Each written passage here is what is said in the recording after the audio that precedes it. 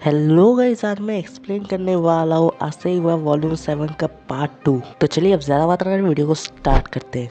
तो पिछले पार्ट में हम लोगों ने देखा कि आयडो यूलिस को बोल रहा होता है कि उसने मैग्मानोप्स से मिला और बाकी सब कुछ जो कि हमें बैक स्टोरी में दिखा भी रहा होता है, जहाँ पर मैग्मानोप्स मतलब हेल्डा बोल रही होती है कि वो उसकी बड़ी बहन को जगा तो सकती है, लेकिन उसके बदले में उसे भी उसके लिए एक काम करना पड़ेगा।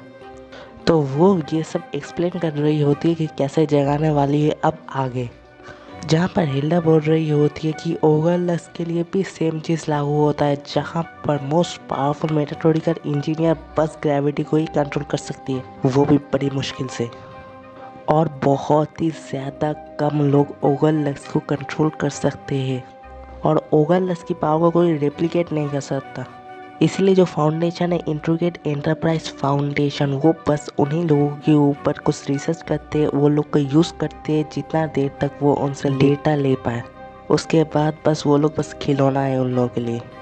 अब ये सब कुछ बोलने के बाद लेला थोड़ी रुक जाती है, अपने हाथ को थोड़ी फैलाती है और बोलती है कि इसीलिए अगर जेनेस्टेला को पूरा मतलब नॉर्मल ह्यूमंस के अंदर जितने भी सवाल है उन सभी सवालों का जवाब भी देना पड़ेगा, और ये पॉसिबल भी हो पाएगा कि उन लोगों को कंट्रोल कर सके। ये मेरी रिसर्च हेल्प करेगा। तभी आयटो बोलता है तो ये तुम्हारा गोल है? तभी वो बोलती है हाँ एग्जैक्टली, लेकिन मैं अपने पॉइंट से थोड़ा हट रही हूँ, तो तुम्हारा जवाब क्या है? तभी आयटो थोड़ी देर के लिए रुक जाता है और बोलते कि नहीं, मेरा जवाब नहीं है। ये सुन के हिल्डा थोड़ी रुक जाती है और थोड़ी सरप्राइज भी होती है और बोलते क्या मैं जान सकती हूँ क्यों नहीं है?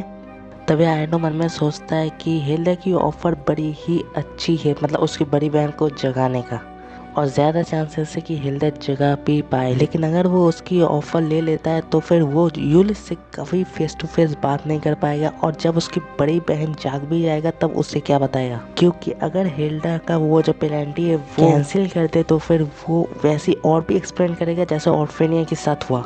और अगर आयटो उसकी एक्सप्लेनेशन सही तरीके से समझ पाया है तो फिर उसे लगता है कि हिल्डा फिर से ऐसे एक्सपेरिमेंट नहीं कर सकती है अगर उसकी पेनल्टी नहीं हटती है तो। तभी आयटो बोलता है मुझे तुम्हारे ऊपर भरोसा नहीं है। ये सुन के हिल्डा बोलती है ओ अच्छा, ये काफ़ी बुरा हुआ। वो थोड़ी शॉक भी हुआ, ऐसा लगा कि जैसे वो डिसअपॉइंट फील किया। तभी हिल्डा बोलना कंटिन्यू करती है और बोलती है कि अच्छा ठीक है, मैं तो फिर मैं इसे अभी के लिए छोड़ देती हूँ। लेकिन तभी हिल्डा थोड़ी सीरियस हो जाती है, और काफ़ी ज़्यादा सीरियस हो जाती है, और बोलती है कि आयटो आमाकुरी सुनो, तुम मेरे पास आओगे हेल्प मांगने के लिए अभी या बाद में, लेकिन तुम ही आओगे। और आयटो ये सब एकदम साइलेंसली सुन रहा होता है, और वो बोलती है कि अच्छा ठीक है फिर मिलेंगे, और एकदम डार्कनेस की तरह गायब हो जाती है।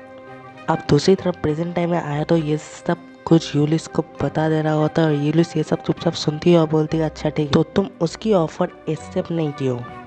और वो जगह काफ़ी ज़्यादा अंधेरा हो गया होता है, वहाँ पर सब एक ही पेड़ रहता है और काफ़ी ज़्यादा अंधेरा भी होता है।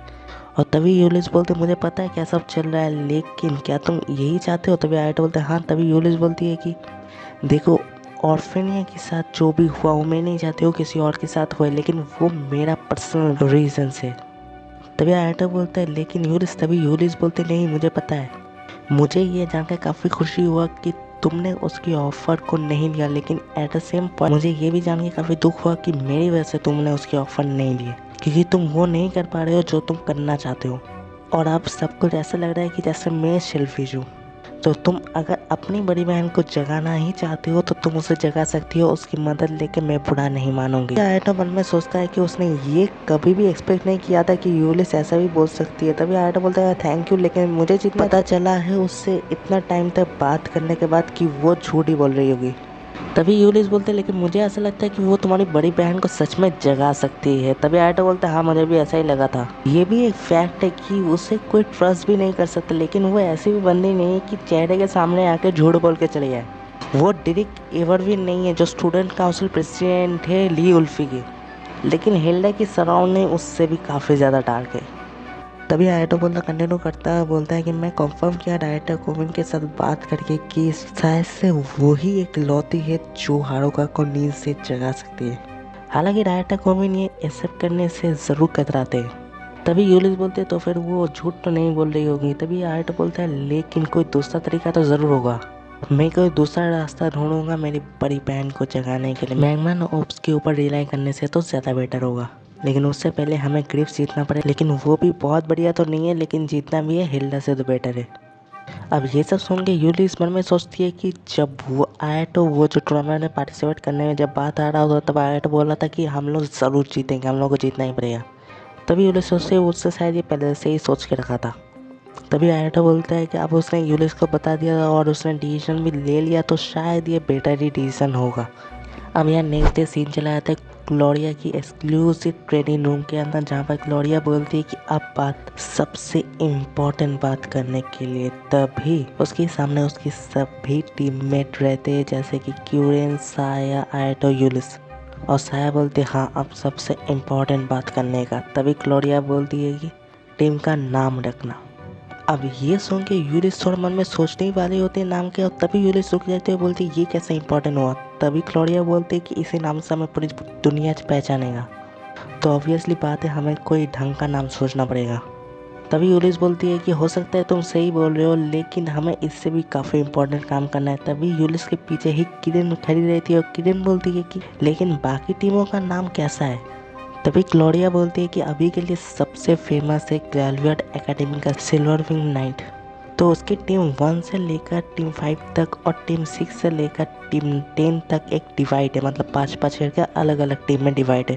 तो पहले का नाम है टीम लेलिंगकॉट और दूसरे का नाम है टीम ट्रिस्टन।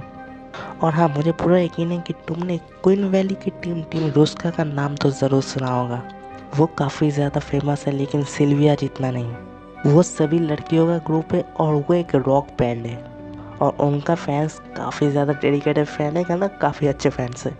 यहाँ तक कि आयटो भी उन लोगों को जानता है और उन लोगों के कुछ गाने भी सुने हैं।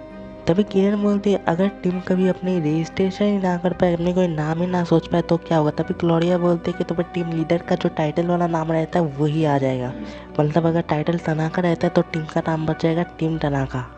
तभी यूलिस बोलती ये तो काफ़ी अच्छा नाम है, इसे रहने दो, क्योंकि यूलिस एकदम मतलब इस टॉपिक को एकदम पसंद नहीं कर रही होती है।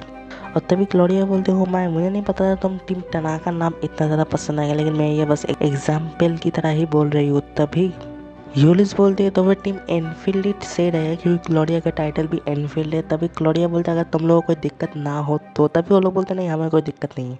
लेकिन तभी क्लोरिया बोलते कि अभी तक हमें तो टीम का रिप्रेजेंटेटिव चुना ही नहीं है। तभी आयटा बोलता है कि तुमने ही तो बोला था इस टीम को ज्वाइन करने के लिए, तो मुझे लगता है तुम्हें टीम लीडर होना चाहिए। तभी साया बोलता है हाँ मैं एग्री करता हूँ। तभी किरण बोलता है हाँ मैं भी एग्री करता हूँ। तभी यूलिस बस चुप ही रहती है। तभी ये सब सुनकर ग्लोरिया बोलती है अच्छा ठीक है तुम लोग इतना ज़्यादा बोल रहे हो तो ठीक है। तभी किरण बोलती है कि मिस प्रेसिडेंट क्या आप नेक्स्ट ईयर भी स्टूडेंट काउंसिल प्रेसिडेंट के लिए री इलेक्शन में मतलब पार्टिसिपेट करेंगे। तभी ग्लोरिया बोलते हाँ करने का तो मन है, क्यों तुम क्या करना चाहते हो। तभी किरण बोलते ग्लोरिया तुम तो काफ़ी ज़्यादा मतलब बिजी रहे तो हमेशा ये काम वो काम, तो मुझे लगा कि तुम शायद ये काम छोड़ना चाहते हो। तभी ग्लोरिया बोलते नहीं मुझे ये काम काफ़ी ज़्यादा पसंद है। और तभी यूलिस बोलते हाँ मुझे भी नहीं लगता कि कोई दूसरा ये काम तुम्हारे जितना अच्छा कर सकता है। और साया और आयटो भी एग्री करते ऐसा हाँ बोलते। और ग्लोरिया जो है ना वो मतलब स्टूडेंट काउंसिल प्रेसिडेंट के लिए एकदम सही है, क्योंकि वो सब कुछ संभाल लेते हैं और सेलोकान एकेडमी में सभी लोग उसे पसंद भी करते हैं। यूलिस बोलती है कि बाय द मैं ये और भी ज़्यादा सुनना चाहूँगा जो तुमने कल बोला था। ग्लोरिया बोलती है कि मैंने कल क्या बोला था। तभी यूलिस बोलती है तुमने बताया था कि गैलेक्सी तुम्हारा एनिमी बन जाएगा ये वैसा कुछ। और ये सुन के किरण आया है तो शायद सभी लोग ग्लोरिया की तरफ देखते हैं। और तभी ग्लोरिया बोलती है लेकिन तुम्हें ये सुनकर शायद अच्छा ना लगे, क्योंकि मेरा विश है कि मैं एक बंदे से मिलकर बात कर सकूँ। बस ये सुन के यूलिस बोलती है तुम बस एक बंदे से मिलना चाहते हो। तभी ग्लोरिया बोलती है कि हाँ, लेकिन ये इतना आसान बात नहीं है, क्योंकि वो जेट ट्विन नाइट इंसिडेंट से लिंक है और वो अभी जेल में है।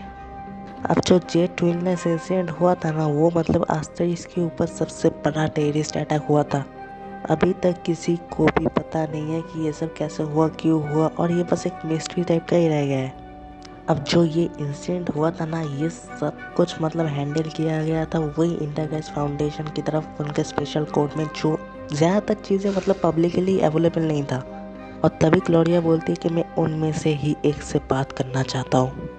तभी किरण बोलती है क्या तुम्हें उसका नाम पता है। तभी ग्लोरिया बोलता है ऑफ कोर्स नहीं, मुझे नहीं लगता कि तुम में से किसी को पता होगा। तभी ग्लोरिया उस बंदे का नाम बोलती है लेडिसा बार्टोस्लिक। अब ग्लोरिया, किरण और यूलिस का फेस देखकर ही ग्लोरिया को पता चल गया होता है कि वो दोनों को नहीं पता, और आयटो भी शॉक रहता है क्योंकि उसे भी नहीं पता। लेकिन तभी साया मैं उसे जानती हूँ। और ये सुन के ग्लोरिया बोलती है, ओ माँ मिस सासामिया, मैं ये सुनकर बिल्कुल भी शौक नहीं हूँ कि तुम उसे जानते हो। तभी यूलिस साया की तरफ देखती क्यूरियोसिटी की तरह एकदम मतलब काफ़ी क्यूरियस हो गया। और यूलिस बोलती वो कौन है। तभी साया बोलती है कि वो काफ़ी बड़े रिसर्चर है, ओगा लक्स और लक्स के ऊपर रिसर्च करते, और उन्होंने काफ़ी सारे किताबें लिखे कि उनका नाम अभी भी मतलब हिस्ट्री में लिखा गया है।